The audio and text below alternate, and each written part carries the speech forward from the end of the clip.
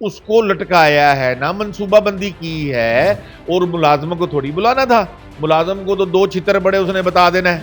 अब घर के बंदों को तो जितना मर्जी आप मार लें, पहले तो मारा ही नहीं किसी ने उनको, आज इनको मारे जरा लटकाए ना जरा, जैसे पुलिस मशहूर है कि भी मारती है। पुलिस को तो पैसे मिल गए, उन्होंने क्यों मारना। सानिया जहरा को करने का असल जो मकसद, किसी को भी करना हो तो उसके पीछे कोई मकसद होता है। तो सानिया के पीछे क्या मकसद था जिस वजह से सानिया को, जब शुरू में स्टार्ट में झूठ बोल के शादी की गई, ऑलरेडी मैरिड था, उसको शादी की क्या जरूरत थी। सिर्फ क्या कि असद साहब के दो बेटियां थी, एक बेटा था, इनकी जायदाद के ऊपर उसकी नजर, तो उन्होंने अपनी हैसियत के मुताबिक ही कमोडेट किया ना। अपनी बेटी को 2.5 करोड़ का जहेज का सामान दिया, एक सिविक दी, एक सिटी दी, 100 तोले सोना दिया और इतना कुछ दिया कि आप, और वक्तन फवक्तन लाख 1.5 लाख रुपया महीने 2 महीने बाद मंगवाती रहती थी वो कि भी मैं तंग हूं। ये तो खर्चा भी नहीं देते थे उसको, बराए नाम ये कहते जी हम अमीर हैं, तो हम ये अमीर ऐसे होते हैं जो फकीरों की तरह अपनी बीवियों को ब्लैकमेल करके पैसे मंगवाएं। इस तरह तो लानत होती है ऐसे पैसे पे जो बीवी से मंगवा के बीवी का पैसा खाया जाए। तो असल मकसद जो था ना, वो ये था कि भाई अपनी प्रॉपर्टी का हिस्सा ला, भाई भी तेरा फोत हो गया हुआ है, अब वारस तू और तेरी छोटी बहन है। और अपनी छोटी सानिया ज़ारा की छोटी बहन जो कि अली रज़ा की साली थी, इसने उसका रिश्ता भी अली हैदर के लिए मांगा।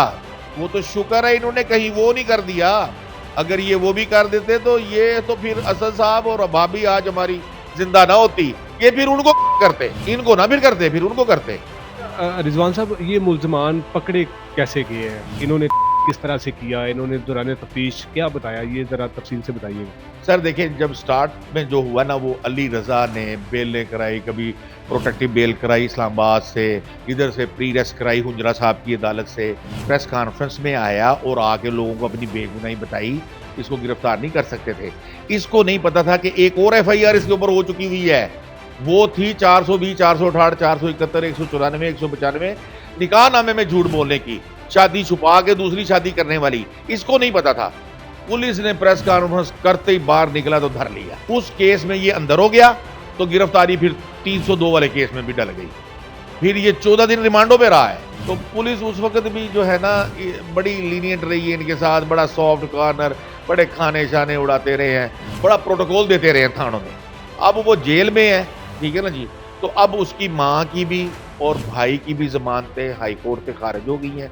माँ खैर से आज बेटे को जेल में मिलने चली गई है, खुद भी जुडिशल हो गई है। अली हैदर अभी भी थाना न्यू मुल्तान में है, 13 को उसको दोबारा पेश होना है, हमने भी 13 को दोबारा पेश होना है।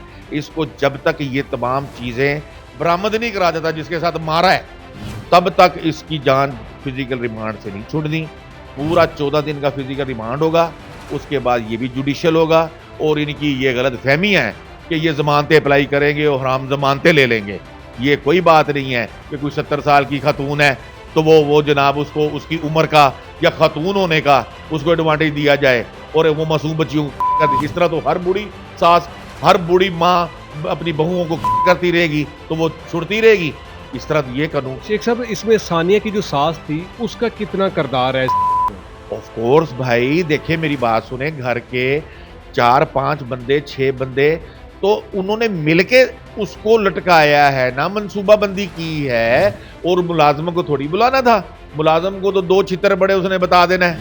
अब घर के बंदों को तो जितना मर्जी आप मार लें, पहले तो मारा ही नहीं किसी ने उनको, आज इनको मारे जरा लटकाए ना जरा, जैसे पुलिस मशहूर है कि भी मारती है। पुलिस को तो पैसे मिल गए, उन्होंने क्यों मारना। इसलिए बातें खुल के सामने नहीं आ रही। 3 मुल्जमान जो है वो पुलिस की कस्टडी में है, 2 जेल में है और 1 जिस्मानी रिमांड पर है। बाकी जो 3 मुल्जमान थे वो कौन कौन से थे जिनको पुलिस ने बेगुनाह किया? एक जीवन शाह है जो सानिया ज़ारा का ससुर था, उसको बेगुनाह किया है। हालांकि वो खुद बहुत क्रिमिनल माइंड इंसान है जिसने ये सारी मकसद के काम होते देखा, मदद की है जी। और उसके अलावा जो मदीहा शाह, सानिया ज़ारा की सोकन, जिसकी 2 बेटियां हैं, अब एक वो और एक सानिया ज़ारा की नंद है कंवल, उसका 20% DNA फोरेंसिक आया हुआ है। पुलिस ने उसको भी बेगुनाह कर दिया। जब माल लगता है ना तो फिर रास्ते पुलिस खुद ही निकालती है, जब नहीं माल लगता तो 1% भी DNA हो उसको भी रोल देते हैं। कि हमारा निज़ाम ही बहुत ही अजीब हुआ पड़ा है। तो ये 3 बंदे अभी बेगुनाह हुए हैं, लेकिन हम इनके खिलाफ भी कार्रवाई करने वाले हैं। हमने तैयारी सारी कर ली हुई है और हम इंशाअल्लाह ताला आप आइंदा चंद दिनों में देखेंगे कि इन तीनों के खिलाफ भी हमने ऐसा काम किया है कि ये भी केस में साबित हो गए हैं कि ये मुजरिम है।